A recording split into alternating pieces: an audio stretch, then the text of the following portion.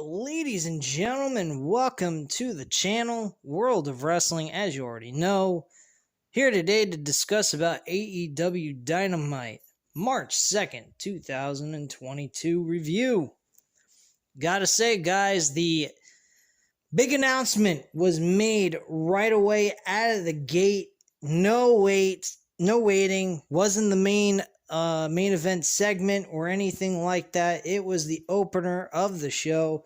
We had Tony Khan actually live on the show to make the announcement.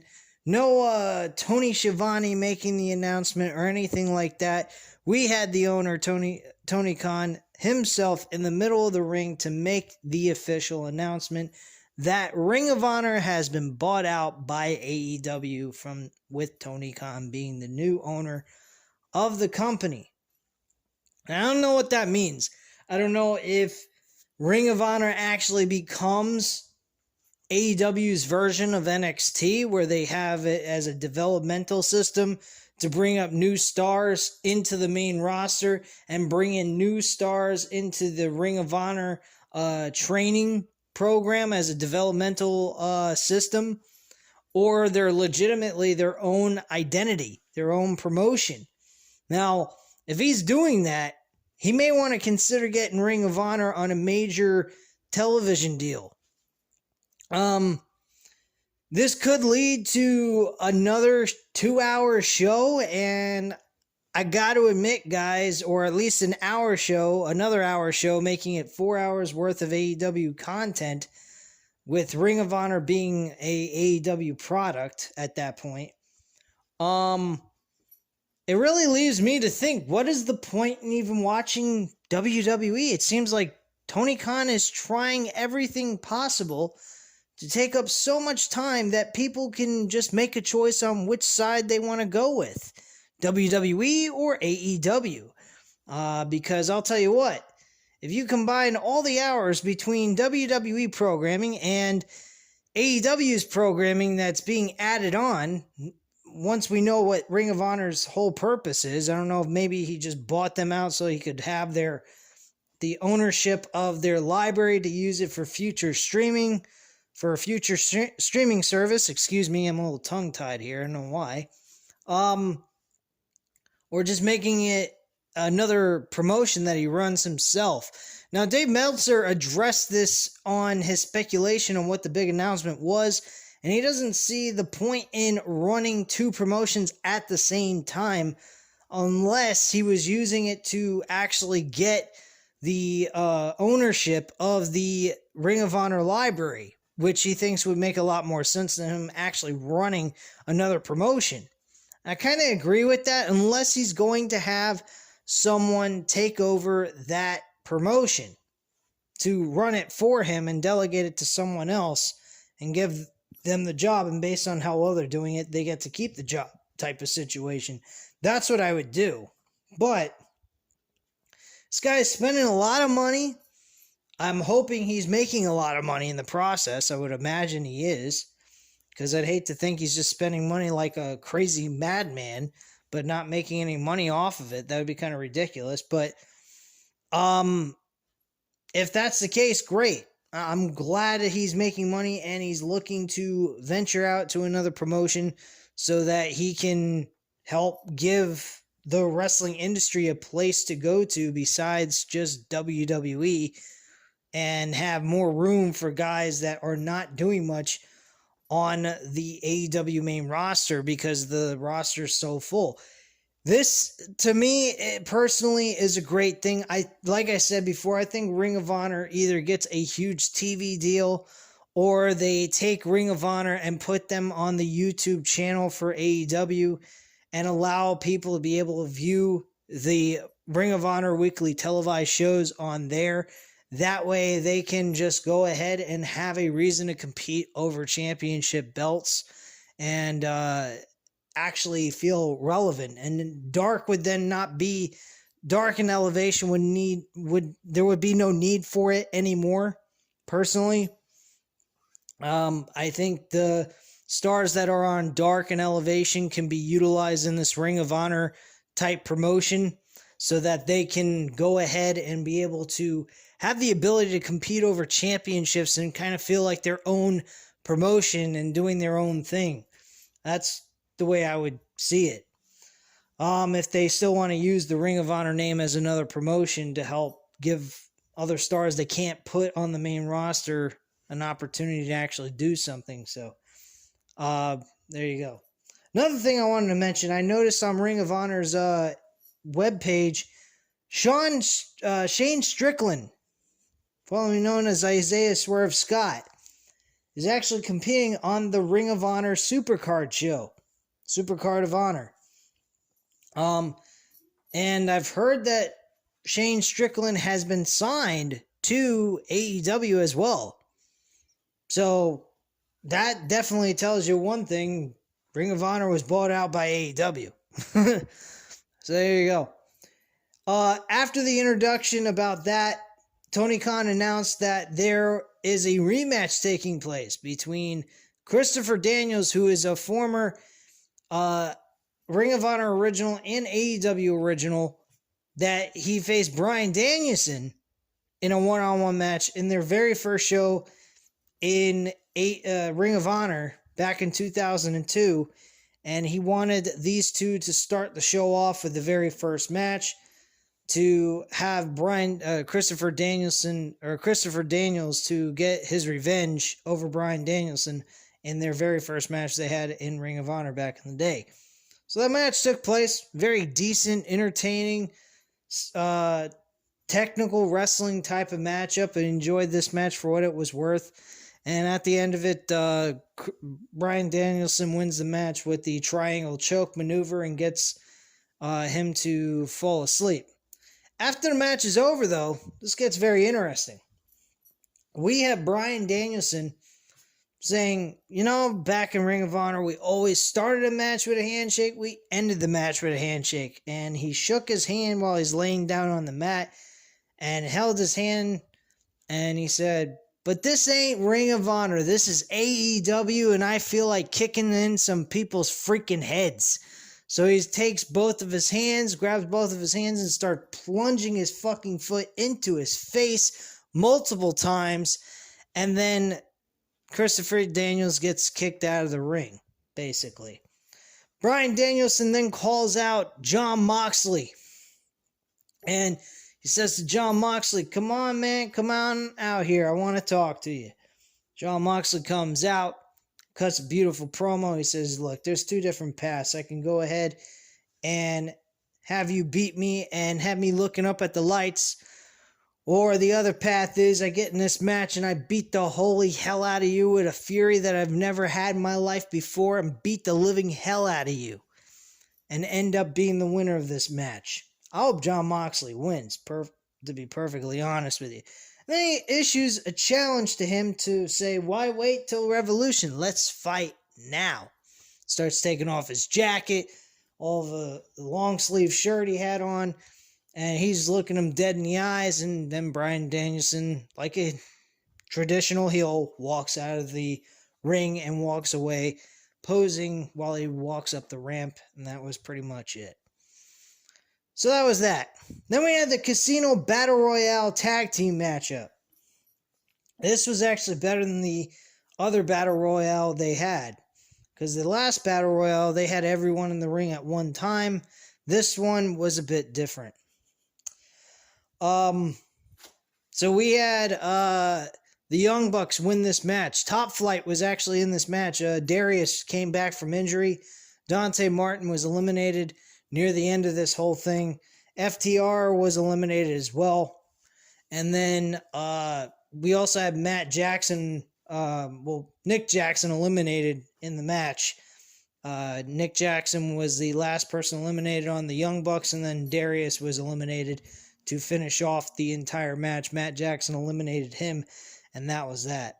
So, good stuff there. The elimination was really good. I believe he low-blowed him and then kicked him square in the fucking head, and then he fell off the apron and went to the floor, and that was how the match ended. So that's pretty much all that took place at the end of this Battle Royale. The rest of it was pretty much the same old, nothing special here. But it was kind of entertaining seeing that they were doing a time span of how long between intervals they were going to have people coming in and out of the match and so forth. So it was kind of cool. It felt like kind of a little, like a mini Royal Rumble situation. Let's see here. Following that, we had Jericho backstage talking to Alex Marvez, I believe is the cocksucker's name, who's a terrible backstage interviewer. And Jericho was asked what he's going to do to Eddie Kingston. He kind of talked the normal stuff. He said what he said last week. He says, if you beat me, look, I'll shake your hand, give you all the respect in the world. You'll have my respect for life. But if you lose, I'm going to laugh at you and I'm going to call you what you are, a fucking loser. And that's pretty much that. And then all of a sudden we saw Santana and Ortiz. Santana and Ortiz showed up. They unraveled their wrist tape. And they did a fist bump, both of them, to Chris Jericho. As if, respect, everything's forgiven. Let's move on from this. And it seems like the inner circle is back together. Now, they lost in that Battle Royale thing, which makes no sense to me. You're going to go on record saying that you haven't done anything in AEW because of the fact you've been under Chris Jericho's thumb within the inner circle. That's very bizarre. That I did not like. I thought that whole idea and concept was completely idiotic. So apparently it seems like Santana and Ortiz have realized that being in two battle royals and having two opportunities to be contenders for the tag team titles, they are unable to do so. They're realizing that, no, it wasn't Jericho. It's them that is not able to get themselves over at this point. So they ended up apologizing to Chris Jericho as a way of saying, hey, you're right. We were just manipulated by Eddie Kingston. He wanted us to break up. He don't give a fuck about us type of mentality, maybe. And that's that. Or they could be doing a kind of a mind blower, kind of making him think that we're all good, we're friends again, yada, yada, yada, and Santana Ortiz is going to screw Jericho out of this match against Kingston, and Eddie Kingston and Santana Ortiz are going to be a group, a trio. If that's the case, I'll be a little pissed off about it, but I wouldn't be surprised by it whatsoever. Next segment on the show that wasn't surprising at all, but I was kind of hoping that we were leaning towards a little bit of a kinder MJF. But then again, who would MJF be then if he was a nice guy, right? I mean, this segment was very interesting and at the same time very predictable. Kind of weird. You put interesting and predictable in the same sentence. Doesn't really work at all. But in this situation, it kind of was interesting, but very predictable. So CM Punk pretty much goes on to said, look, man, when I was young, I had a very bad attitude.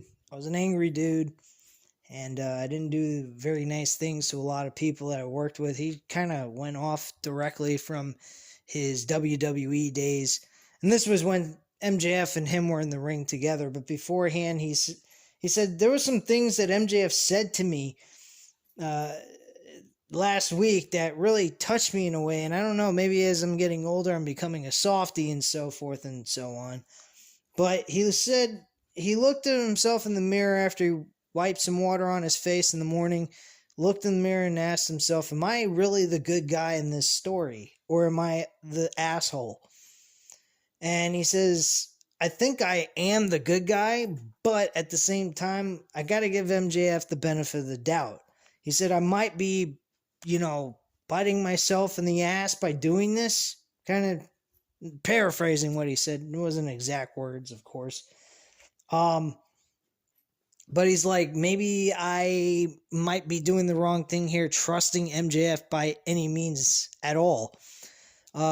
So he said, look, I'm going to call out MJF and we're going to get this straightened out man to man and discuss this. But he said, look, MJF, the reason why I'm not buying into this is real simple. What you've done, you hit Dean Malenko, who is a legend in this business, and he's dealing with Parkinson's. And then you got other people that he's attacked that are legends in the business and just being downright brutal and evil to them. And he said that's some of the things, and it kind of makes me think that I'm not really the bad guy in this situation. You got to take responsibility of your own actions and so forth. So he brings him on out, says exactly what I said a little bit earlier on this segment. He says, look, man, I had a lot of anger just like you when I was young. I had a lot of fire inside me, and I thought that would keep me warm, but in reality, all it did is burn me up. And he went on to say that, I did some terrible things, and he named off of, talking shit about somebody who had a drug problem, and eventually they got fired from their job, which was kind of interesting because Jeff Hardy is now heading over to AEW. He's even announced that recently. He also talked about Jericho, but he didn't force alcohol down Jericho's throat. Jericho forced alcohol down CM Punk's throat. So I don't know about that one. Or unless he was referring to a different time in another promotion. But I remember alcohol being forced down somebody's throat, but it wasn't CM Punk doing it to Jericho. It was Jericho doing it to him. But yeah, he mentioned some things he's done that he wasn't very proud of and so forth. But mostly that was just storyline stuff that he did on live television. That wasn't real. But yeah, he said, look, man, I understand you might be mad at me for what I said to you recently and what I've done in the past about being angry at at pro wrestling and everything else. And he stuck out his hand. He gave him a handshake. And MJF said, no, man. And he gave him a hug. They were talking to each other, and they were like, I think that they were talking about the next portion of the segment, what they were going to do. And I think he said, are you okay with us doing this? Are you going to be all right? Are you ready for me to deliver a kick to your gonads and whatnot? And I saw CM Punk shake his head yes. And then MJF kind of pulled back a little bit. A few seconds later, bam, kicking the balls. He's down on the ground. This was just a reenactment of Chris Jericho and Shawn Michaels at WrestleMania 19. The commentary during that point of that that entire thing after the match was over at WrestleMania 19 was beautiful. JR's commentary was fucking funny because he said after the hug was made, Jericho kind of made a little move like he was turning around, and then he just turned right back and kicked him in the balls. And while he was turning around, acting like he was walking away, he said, JR said, "That's a sight to see." And then immediately after he says that, it's like perfect timing. He kicked him right in the gonads, and he said, "You son of a bitch," or some kind of shit. I don't remember word for word, but he says, "You classless piece of garbage." I'm like, holy fuck. And the timing of when he said that and when Jericho kicked him in the gonads was just downright fucking hilarious. If you don't remember that or you haven't seen it, go back and check it out after the match is over, what he says. Because the timing between when he's turning around to act like he's walking away from the hug and turning back to kick him in the balls was just like perfect timing. I couldn't believe it. But yeah, I think when he did that, I thought about that, and that just made me laugh. Immediately after the low blow, though, going back to what happened here, MJF started beating CM Punk profusely, and then eventually landing a shot to the skull with the diamond ring attached to his finger. That caused him to have a severe cut on the top of his forehead, exactly where he landed the punch. I don't know if this was a blade job or this was legitimately done through the diamond ring. I hope it was done with the diamond ring because it would make it more legit to why he got the cut. I hope that CM Punk didn't have to actually blade himself to do this, because there was a nice nod right on the top of his skull that looked like it was swollen, and there's blood just coming out of it constantly while he was being hung from the ropes with not the ropes, but with the dog collar wrapped around his neck, and one of the guys coming in and kind of like pulling down on it to hang him by his throat. And while they're doing that, MJF cuts to a Christianity type of stuff, and he was on to say, "You know what's great? You know what's really messed up? The devil has always told people that he convinces people that the devil don't exist. And guess what? You're the saint, and I'm the devil."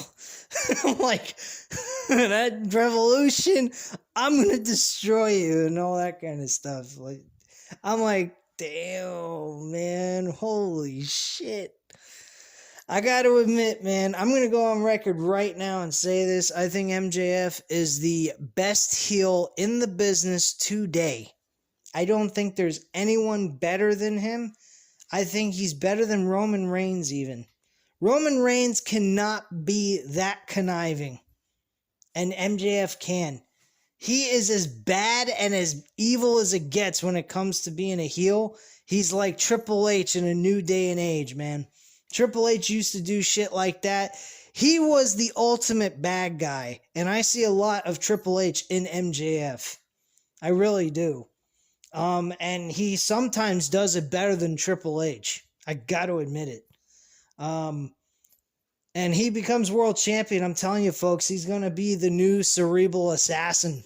I'm telling you, man, this guy is going to be champion, and people are going to want to see him get killed, and he's never going to lose that title for a while. I mean, literally, he's going to stay champion for quite some time. I think for about 10 months, at least, or so. Maybe up to a year. The guy that I believe should win the title, and I've been saying this, Wardlow. I think Wardlow should be the guy to beat MJF for the world championship. I really do. I mean, after that, you could have Adam Cole beat him for the title in some way by cheating. That would definitely work.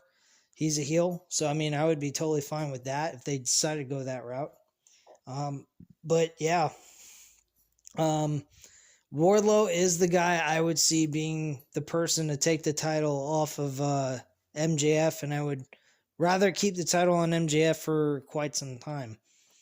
Now, the way they're treating Wardlow right now is a little too soon. They're definitely giving him the Batista treatment, like I've been mentioning quite a few weeks now. They've been doing it for quite a while, actually. And why they're doing it makes no sense. He's a big asset to their group. For them to lose him would be a huge mistake on their part. So creatively, I don't know why they're doing that, but it really don't make a lot of sense. Because later on in the show, I'll just cut right to it since it relates to the MJF situation. Wardlow goes ahead and he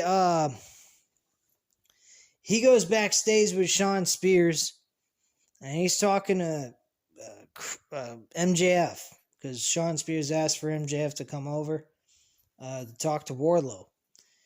And he said that to Wardlow, he said, look, if you happen to win the Face of the Revolution ladder match and then go on to win the TNT title, I'm not going to ask you to give me the title. You can keep it if you want, but I don't really have to worry about you winning because God knows you probably won't. And Wardlow looks at him and goes, what the hell are you talking about, man? Is it because I happen to be always there doing dirty work for you?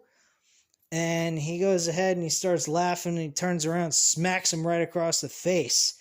That pisses off Wardlow. This looks a lot like Triple H and Batista type of situation. The only problem is Wardlow and MJF are not the same height. Then again, Triple H wasn't the same height as Batista when it comes to muscle mass. They were still both really big guys. Wardlow is a big guy. MJF is kind of a normal sized guy. He's like the same size as Kurt Angle almost. Maybe a little taller than Kurt by like an inch or two. But that's about it. I mean, Kurt Angle is like 6 foot. And this guy is only like fucking, what, 6'1", 6'2", maybe? So he doesn't have, he's nowhere close to Wardlow. Wardlow is about 6'5", 6'6". He's a very tall man, and very muscular too, for today's day and age in wrestling. So he's not a guy I would fuck with. Speaking of Wardlow, I'll just cut right to it. Wardlow did have a match on this show tonight against this guy, Conosalo. Not quite sure the name. Give me 1 second to check the name. Hold on 1 sec. Caesar Boneni. And he went up against Wardlow tonight. And Wardlow, I mean, this motherfucker, this guy was taller than Wardlow, and he beat him like a government mule. I mean, literally just beat the living shit out of him. He powerbombed him 3 times in this match. The crowd was going nuts for this. They were enjoying the hell out of this segment. And it wasn't much of a match. He walked through him like he was nothing. My only problem with this is what they did with him and CM Punk a few weeks back. Like I said before, I would have been okay with CM Punk winning if CM Punk would have actually had like an even amount of offense in this match. But unfortunately, CM Punk suffered 9 powerbombs and a powerbomb through a fucking table, and nothing stopped him from losing the match. And then Wardlow got distracted by MJF with him talking on the side of the ring, and he turns around and gets rolled up and he can't kick out, and he loses 1, 2, 3 by a roll-up pinfall. I mean, that's just like a WWE kind of mindset of a match. And that's what kind of killed it for me. With him doing that to these jobbers or guys that are not well known. Yeah, the last two guys he's faced these past 2 weeks have been really muscular dudes like himself, but still, when you go ahead and you do shit like that, and then you have him beat up guys that are same size or if not bigger, and he's wiping the floor with them, but he couldn't pull off a win with CM Punk, and you don't have CM Punk committing to any offensive moves except taking an ass beating and then a roll-up pinfall, that's the reason why I have an issue with all this. I think after a while, once time kind of goes by, People are going to forget about that. It's not going to harm the maneuver anymore.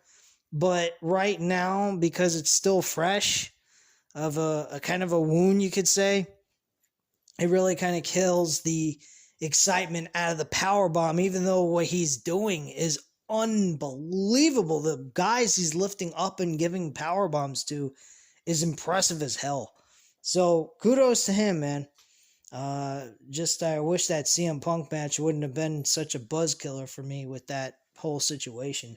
But that wasn't really his fault. I mean, it was MJF's fault and creative's decision making there. I think Tony Khan made a huge mistake with that. I don't think that was the right decision, but hey, I mean, he is human. He'll make mistakes. He's done it before, and I'm sure he'll do it again. But he does care about his audience. He doesn't try to purposely, insult their intelligence or hurt their feelings or make them feel like their voice is not heard, and he doesn't give a shit about them. He just happens to make some decisions that might be incorrect. But hey, you know what? That doesn't really matter. We're all human. We should all forgive each other for mistakes that we make. But certain mistakes that you make can kind of, you got to be delicate with those kinds of things. Like a maneuver like Wardlow's, it does kind of kill the momentum a little bit. But at the end of the day, eventually at a certain point, it's going to be forgotten. People aren't going to make a big deal out of it anymore, especially like myself. He puts him in the right situation, starts putting him against bigger names where he starts winning some serious matches. He's doing the same thing with Hook. Hook, he's having him face a bunch of random dudes that are just jobbers, and he's having them beat the shit out of him. That's fine. That's fine with me. But when you finally get him up against a big name performer, make sure he wins the fucking match with the maneuver so it means something. Because when you're beating him with that maneuver with jobbers, but he can't beat him with major names like a Christian Cage, a Pac, any of those kind of names, it doesn't give any value to the maneuver anymore if he can't do that. So that's all I'm trying to say. We also had Thunder Rosa and I believe Jamie Hayter. Hold on one sec. Give me a second to check that. Actually, Britt Baker and Jamie Hayter, excuse me, I had the whole thing mixed up there. We had Mercedes Martinez teaming with Thunder Rosa against Britt Baker and Jamie Hayter. So this match was a bit troubling. I actually did not like the decision making here in this match.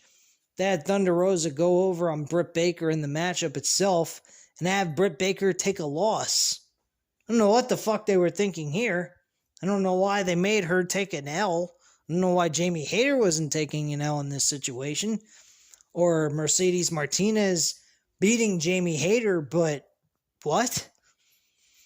Now, this could be foreshadowing of what's going to happen at Revolution.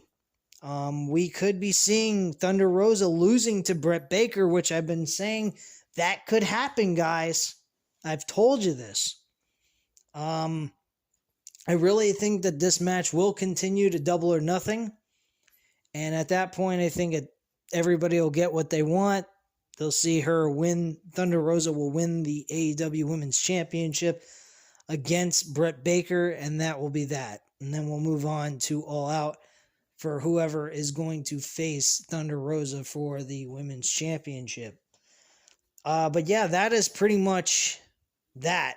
With that situation, I did not like the ending, though. I don't think that champions should be taking L's in a non-title situation unless they're losing the fucking title. They should always be on a winning streak if they're not defending the belt. It's just the way I feel about that. But hey, what are you gonna do? Anyway, moving on to the main event. We had the Dark Order teaming with Hangman Page and Adam Cole and Kyle O'Reilly and Bobby Fish in a 6-man tag team match. This was a very entertaining main event. I actually thought that this was a solid main event matchup. The ending of it was okay as well. Not Matt Riddle. What the fuck am I talking about? Matt Riddle. But Adam Cole, baby, picked up the victory for his team. They did a smart move here, unlike what they did in the women's tag team match. They had one of the tag team partners from the Dark Order take the L, and he got hit with the boom shot, and Adam Cole pinned him for the 1-2-3. After the match was over, the Undisputed Era is what I'm going to call them for right now until they come up with a legit name for their team. He happens to tie up Hangman Page up to the ropes with duct tape, and he watches them destroy the Dark Order members, John Silver and Alex Reynolds, and they beat the shit out of them. And following that,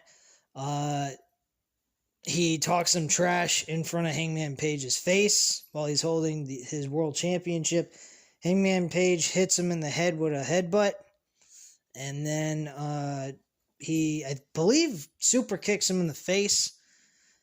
He's kind of laying there like he's unconscious, and then we go off the air with Adam Cole celebrating, with Adam Cole also putting the championship on top of Hangman Page's shoulder, and that's how the show goes off the air. So, I mean, it was a solid, entertaining ending to the show. I mean, it wasn't no mind-boggling thing that took place, though. I think the best thing that took place on this show was CM Punk MJF situation.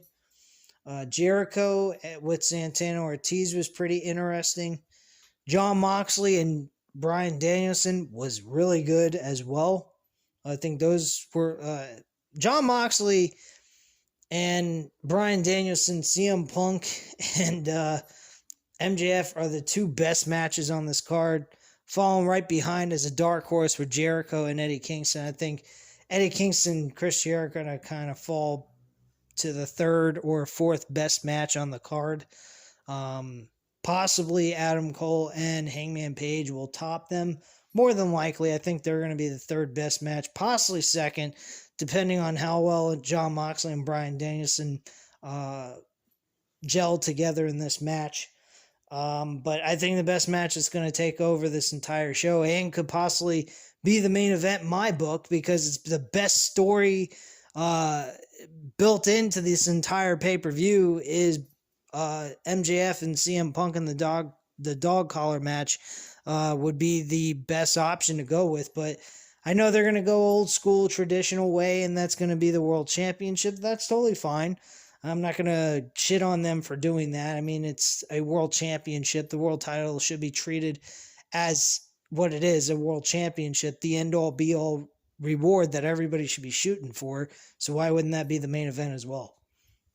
So anyway, guys, at this time, that's all I have to say. So you know what to do. Hit the like button if you like this video. Hit the subscribe button if you're not already subscribed to the channel, of course. And leave a comment down below. I'll definitely get back to you on that. And I thank you guys very much for watching. Have a great night, guys. Bye.